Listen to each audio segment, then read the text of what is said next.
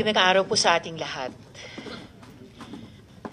A few days ago, Mayor Alice Guo and some other individuals were charged under the expanded Anti-Trafficking in Persons Act. Ako po'y masaya na siya po ay nakasuhan.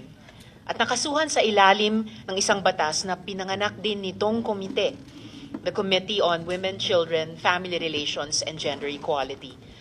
But it seems that Alice Guo is only the tip of an iceberg. Kung tamang binahagi sa amin na intelligence information noong executive session a few weeks ago at kanina lamang din, this committee hearing is in the process of uncovering a deep and deadly web of bad actors involving international criminal syndicates, local and national politicians, and perhaps malevolent elements of a foreign state. Nakakalula ang impormasyon na aming natatanggap. Kaya sa palagay ko po, ay mahalaga na ibalangkas ng maayos. Una po, let us tackle head-on this issue of the identity ni Alice Guo. Si Alice Guo po ay nagpadala ng excuse letter sa ating komite dahil hindi daw siya makakadalo. This is truly unfortunate dahil ang dami po niyang kailangang sagutin sa atin. Itatanong ko sana sa kanya para diretsahan niya sagutin. Pero papakita ko na lang ngayon dahil sobra ako nabigla dito.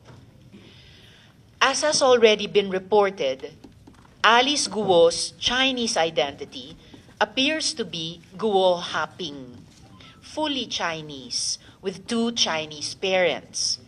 Ito po'y nakita natin sa Special Investment Resident Visa o SIRV application ni Lin Wenye.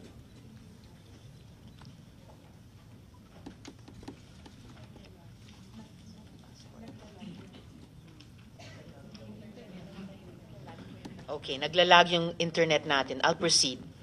I wrote to the NBI to request the biometrics data of both Guo Haping and Alice Guo, looking to compare their fingerprints. Atin pong nakuha ang kanilang fingerprints at sa kasalukuyan ay ito ay ina-analyze. Ngunit po, salamat sa maagap na tugon ng bagong NBI Director, Jaime Santiago, nakuha din po natin ang impormasyon na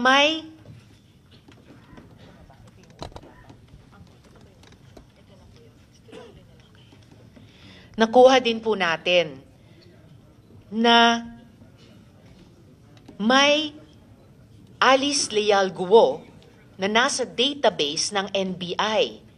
Ito po ang Alice Guo na yon. Friends, I want you all to take a good hard look at this document. Same ang birthday sa birth certificate ni Alice Leal Guo na tumakbong mayor, July 12, 1986.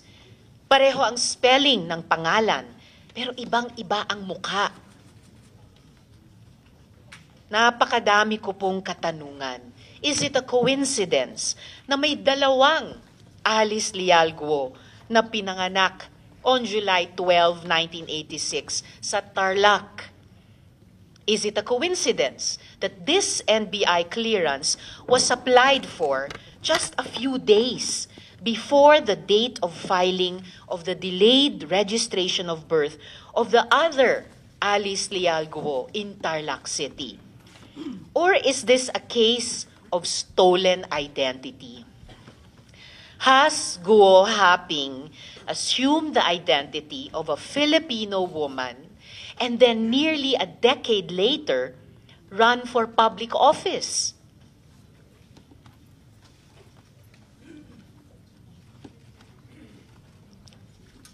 Sino po ang babaeng ito na may pangalang Alice Leal Guo pero hindi kamukha ni Mayor? Nasaan na po siya ngayon?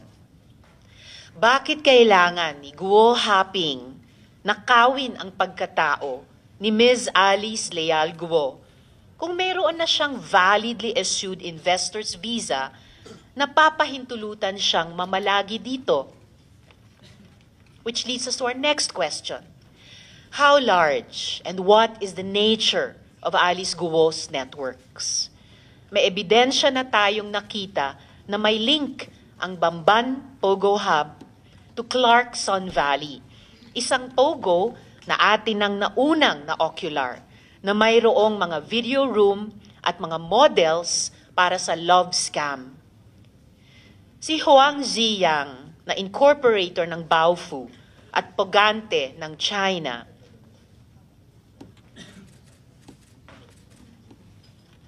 ay incorporator din pala ng Sun Valley Clark Hub.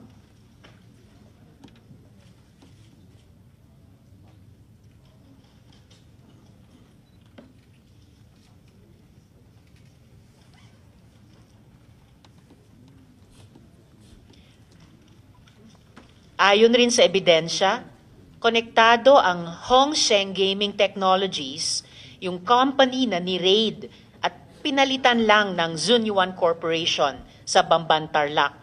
Konektado ang Hongsheng at ang ni-raid ng PAOK na Pogo sa Porac, Pampanga. Paano nangyari yun? Ayon na rin sa mga papeles na nakolekta sa raid, sa pamamagitan yan ni Dennis Cunanan, dating Deputy Director General ng TLRC na may criminal conviction for corruption.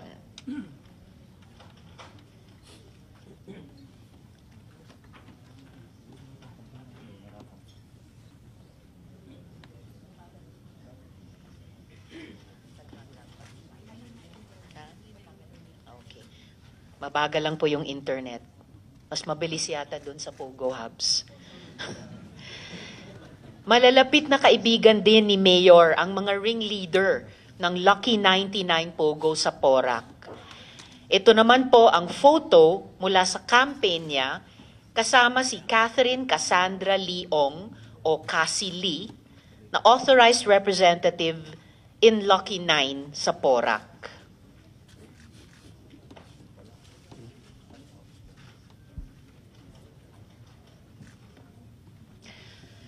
May isa pa kaming nakitang connection na nakakabahala dahil may kinalaman sa isang napakalaking investigasyon ng Senadong ito noong nakaraang Kongreso pa. Ilalabas po natin ito sa tamang panahon. At ang huling gusto kong masagot na tinatanong na rin ng buong bayan, sino ba ang protektor ng mga Pogo na ito? Gaano po kataas sa food chain ang mga protektor?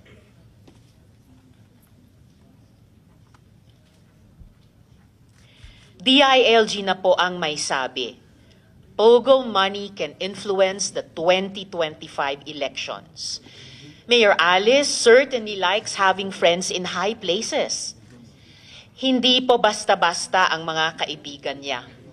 Considering that this woman is now charged with qualified human trafficking, it is imperative that her links and networks are fully investigated.